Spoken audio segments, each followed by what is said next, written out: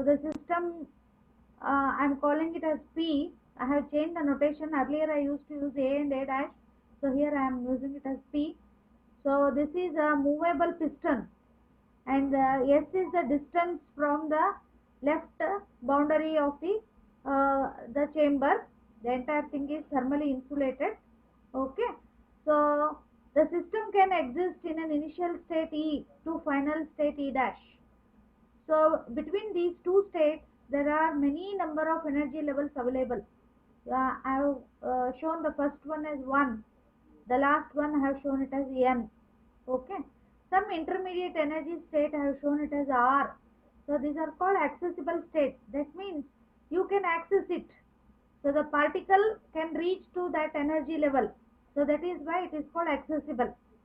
Okay, if the particle cannot reach to that level, we call it as inaccessible. So inaccessible states will be beyond these states. Okay, it may be below this or beyond this. So anyhow, the whole system, it is operating in this energy level. The boundary is E and E dash. The window has got energy width of delta E, and between this initial and final state, how much time it will take? It will take 10 to the power minus 3 maximum. So it can be less than that also, but it cannot exceed 10 to the power minus 3 in this case. It can be minus 9, minus 16, it can minus 10, anything it can be, but it is very, very small it is. Okay. So such states which are having very small time of accessibility. So such states, they are called as quasi-static process. So it appears as if the process is static, but it is not static. For a partial time interval, it is not non-static. That is why it is called as quasi-static process. Okay. So with this now, today I am going to introduce, yesterday I gave you this slide, again I will introduce it. So let us say there are some parameters, let us say x1, x2, x3, xn. Some external parameters are there for the quasi-static process. So external parameters means these are the constraints.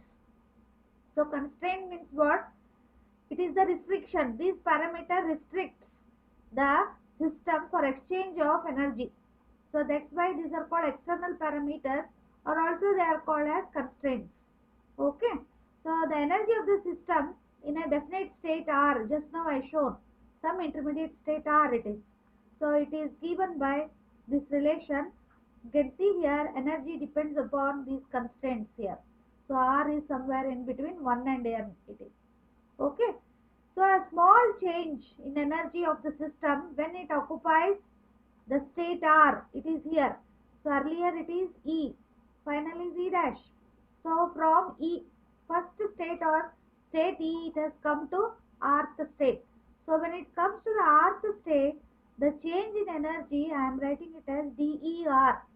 So DER, so I am writing it as the changes associated with all the states up to Rth state. So there is a first state is there, second state is there, third is there. So like that many number are there till you reach R. So that is why I am putting here a summation. So here actually this is from 1 to R, not 1 to N, it is 1 to R it is. Okay. So the change, how you define the change in energy of the state with respect to alpha 1. Take alpha as 1. At that time this will become dx1. So plus the change in R state with respect to alpha value will be 2 next. So like that you will continue till you reach the Rth state. Okay. So this is the definition of change in energy of a quasi-static, the system undergoing quasi-static process. Okay. So now you can find out from this what is the work the system is going to do after it's the expenditure of energy of DER. So energy you are spending. So work is done. So as a result, one is positive, another is negative. So this is the loss, this is the gain. So loss I am putting it as minus sign, and this is positive. So this as it is I have carried out here. Okay. Only one minus sign has come as extra. Fine. So now here I am defining a new quantity, that is dou E R divided by dou X alpha with a negative sign taken inside. I am calling it as X alpha R. It is a variable. Okay. So that if you substitute in this equation, so the equation will simply turn into, I can see here, sorry, I am one step ahead. So this X alpha R, it is called as generalized force. So why it is force, you can analyze here. Let us say E is equal to gravitational potential energy. So what is gravitational potential energy?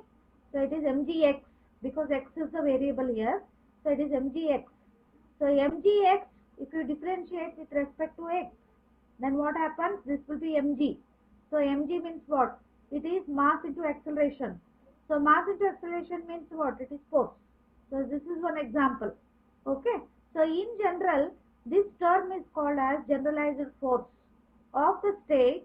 In which state it is? It is in the rth state. Generalized force of the state in the rth state. Okay. So now using this equation, you can generalize this equation and you can come to the next equation. So the work done you can define.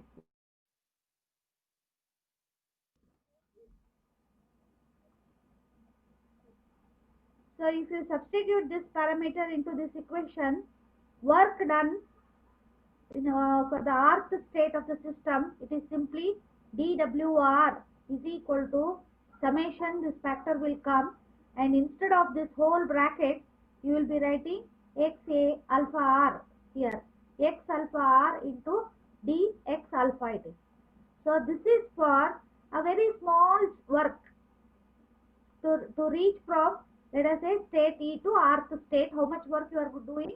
You are doing, so I mean to say this. So from this state to this state, if you want to reach, how much work you are doing? dWr is the work you are doing. So dWr is equal to summation times this bracket is x of alpha r times dx alpha. So this is for a small amount of work. So if you generalize this one, so you can write this as, so if it is in general, rth state I have removed it, I made it general. So this will simply become dw. Summation I have kept it as it is. So I have introduced it for factor x, I am putting it as x bar. Okay, x bar of alpha dx alpha. Okay, same equation, but only have changed x to x bar. So why x bar? Because I am moving from rth state to entire system. So at that time the observed value will be average value. It cannot be individual state value. It will be averaged value. So the bar indicates here average. Okay. So in general, the work done to reach from each state to E dash state, it is given by dw is equal to summation alpha equal to 1 to n x alpha bar dx alpha it is. It is not a alpha it is. Okay. So where x bar is what? It is the generalized force. Just now we defined. There I called it as xr because it was rth state. Now I am calling it as in general x alpha. So this is equal to minus dou E. So you see here there it was ER. So because it was rth state. So now it is for the whole system. So that is why I am writing it as average value. So average value, that is expected value. Average value means expected value, outcome of an experiment. That is average value. So dou E bar divided by dou X alpha. So this is about the quasi-static process and the energy exchange and information regarding accessible states. Okay, and definition of generalized force. So from that you got the work done to rise the system from ground level to earth level. It is given by dWr. So from that I came to a general equation. That general equation tells that if you are rising or a system is moving from the each state, that is ground state, to higher energy level state, the total amount of energy you are spending, or the total amount of work you are going to do, it is given by this equation. This is one complete question. Okay, so you can go through this and you can prepare for this question. Okay, so one of the important question under statistical mechanics. So next we are going to move to the next topic under quasi-static processes, that is work done. So in a quasi-static process, how work is calculated? So usually work done means you have to apply pressure. So a gas system will be there, cylinder fitted with a piston. So you apply pressure to the piston, then what happens? The piston moves, work is done. Okay. So quasi-static process means what? It is going very slowly. So the time period is of the order of nano to micro to milli. It is very small. It is okay.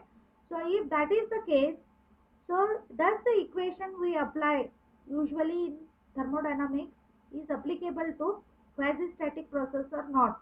So if not means what type of changes you have to make to the theory.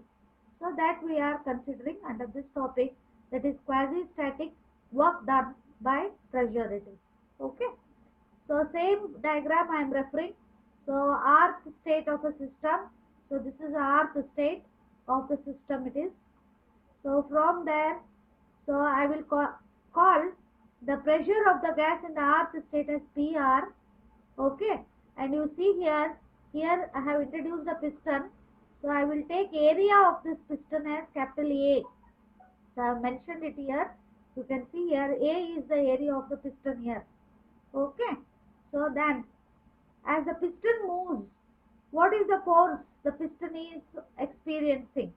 So that can be calculated by knowing the pressure PR into the area of cross section of the cylinder. That is nothing but it is area of the piston. So this is the force experienced by the gas or the piston within the system. Okay. So system I am calling here as P. This whole thing is a system. Okay. So this replicas of this will be there. Many are there, then it will form an ensemble. So only one small prototype I have taken. Okay. Small unit of that I have taken. So this is a system for you to study it. Okay. So with this now, I have calculated the force which is acting on the piston, that is equal to PR into A, where PR is the pressure of the gas, in which state? It is in the earth state. Okay. So what is volume of the whole system? V. So V is area of cross section A times S. What is S? So you see here piston is here. S is the distance of the piston from this left hand wall till this. This is S. So volume of this whole chamber, that is equal to area of cross section, that is area of the piston, times the distance moved. So that's how the volume is calculated, and that volume I am writing it as V. V equal to A into S. So from this you can write what is the change in volume, dV, small variation in volume, that is written as dV. So A is a constant, only S is varying, distance is changing. So here differentiation goes with V, here differentiation goes with S. Okay. So from this I can calculate the work done. Now the system is in earth state. So small amount of work done. Why? Because this is a quasi-static process, very small amount of work you are doing. So I'll call it as a differential work, dWr, that is work in the earth state. So this is equal to force into distance. So what is force? It is PR into A. You see here I have put it as PR into A. So how much distance it has moved? ds, very small distance it has moved.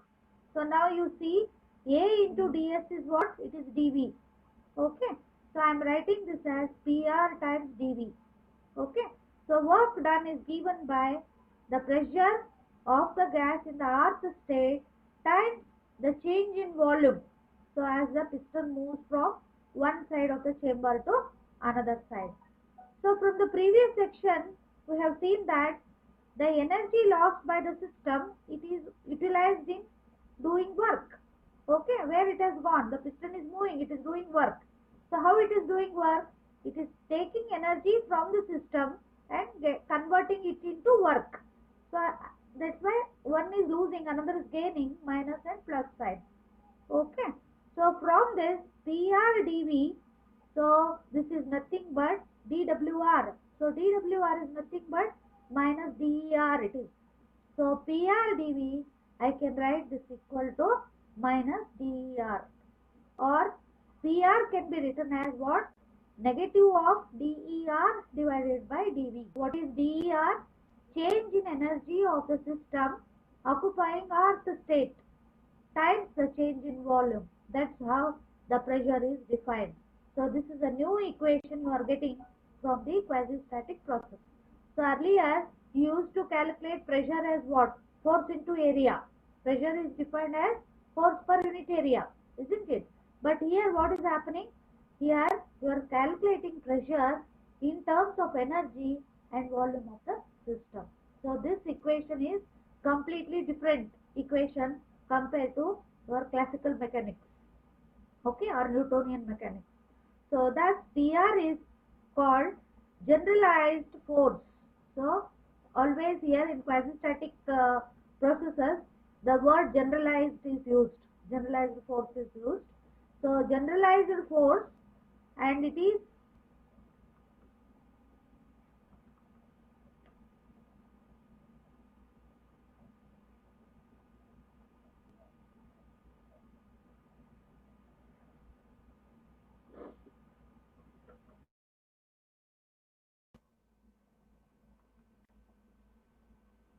just a minute.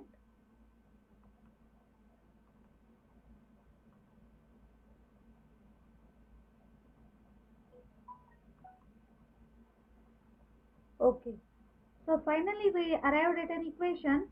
So it talks about pressure variation of the system in earth state as a function of energy, that is state energy is ER, as a function of change in volume, that is P is a function of E and V. So PR is called as generalized force conjugate to the volume. So here volume is coming, so I am using a new word, conjugate to the volume. So that's how it is remembered in statistical mechanics. Okay, so now you know the pressure. So it is in the earth state. So next is to calculate the total work done. So total work done, it is average work it is. It applies to the whole ensemble. So whole ensemble means it is average value. I am putting here a bar. This refers to average value. So naturally our classical definition is what? PdV is the work. Okay. But instead of P, what we have to use here? PR for the earth state. If it is the first state, it is P1, P2, P3, like that, PR and then PN.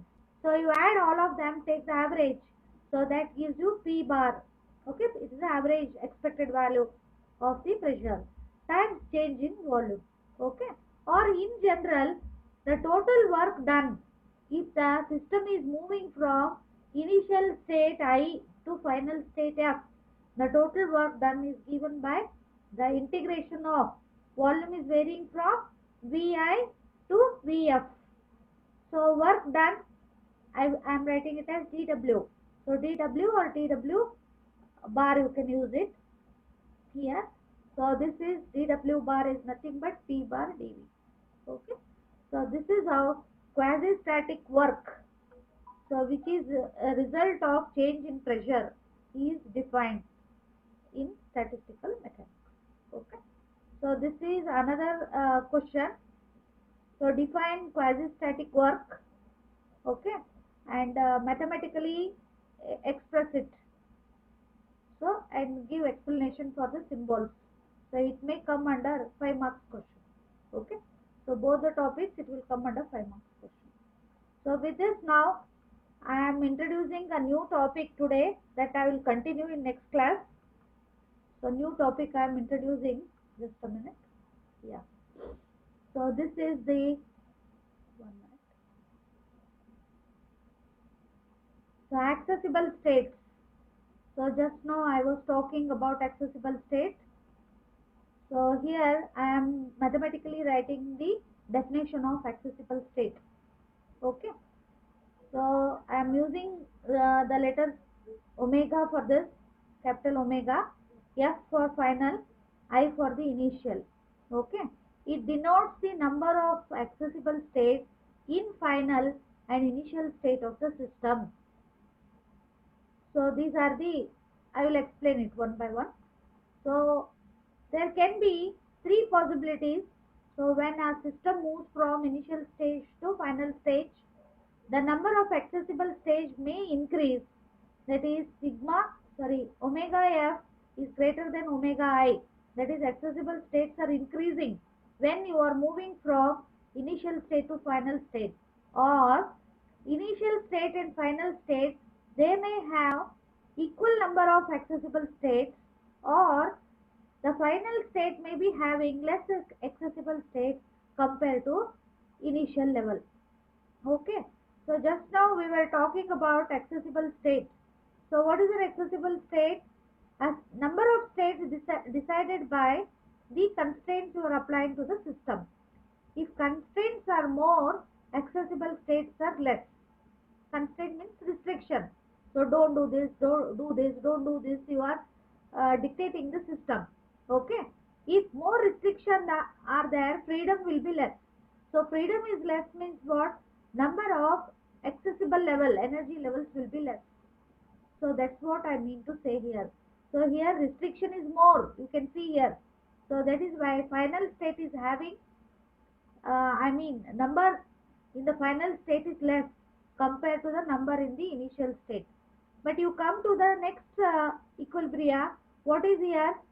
The system is in the same state. Even though you are changing the constraint, there is no change in the number of states. They are equal. Before also it is same, after also it is same, it is equal. So the constraint is making no effect on the freedom of the system. So the particle which is there in the system, it can occupy any state. So similar to its initial condition. Coming to this one, final state is having the more number of accessible states compared to the number in the initial level. That means the restrictions is not at all playing a role, or it is even encouraging the particle to occupy more and more energy levels. That is, the accessible levels, the particle is encouraged to occupy more and more. That is, new states may get introduced because of the applications of new constraint. Okay. So that is why here you can see here number of accessible state in the final level is more compared to number of accessible state in the initial level. Okay. So these are the three possibilities, and you try to remember the two laws of statistical thermodynamics I gave in the first class.